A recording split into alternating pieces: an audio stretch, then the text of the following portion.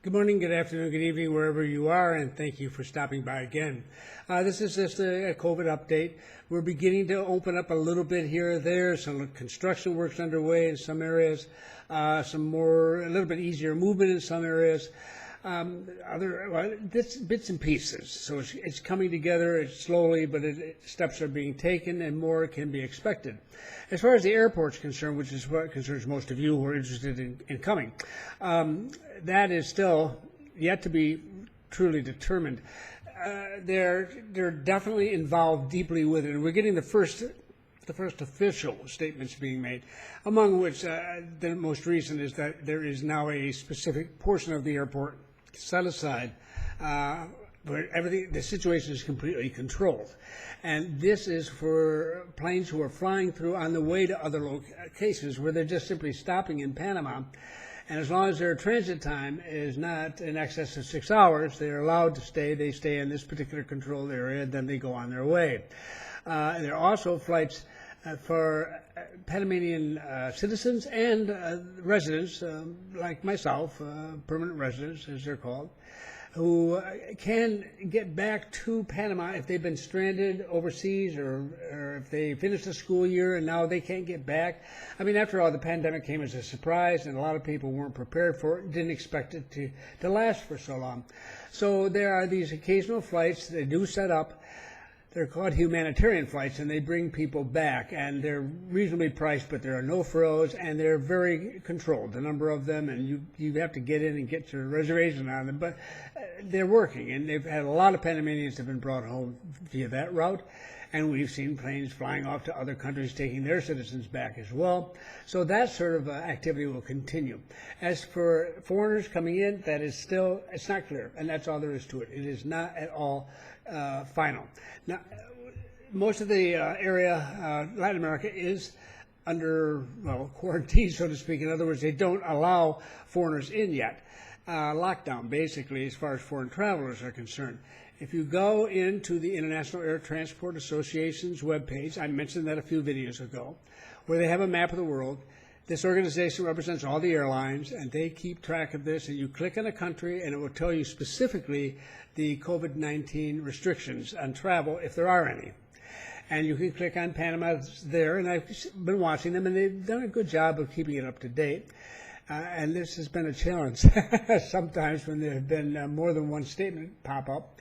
But anyhow, they do a decent job of it, and I'm going to put that link again down in the description below this particular video, and I strongly recommend that you use that, you go in and you check it if you're interested in coming down here to see it develop.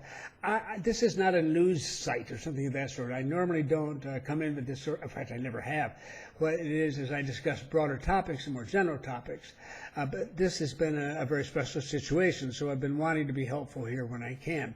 But I only come in when I actually have something hardcore, so to speak, that you need to know, that you keep your eyes and ears open for. And right now, it's that fact that there are going to be a lot of flights. They will suddenly be announced, and we will then have them available.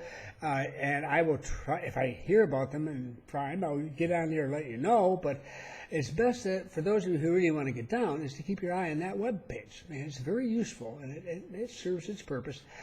The airline websites do their best, but they're not as quick, in my experience, in changing information on their websites.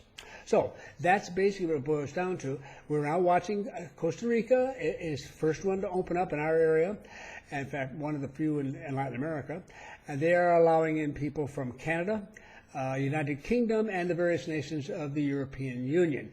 Now, these are nationals of these countries. These are citizens and legal residents of those nations. Not just, it's not a question of the flight. It's a question of the people, who they are.